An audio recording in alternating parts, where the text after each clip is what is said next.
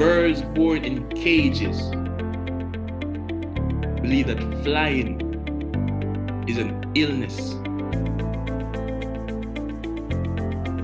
Most people you know are like birds who were born in cages.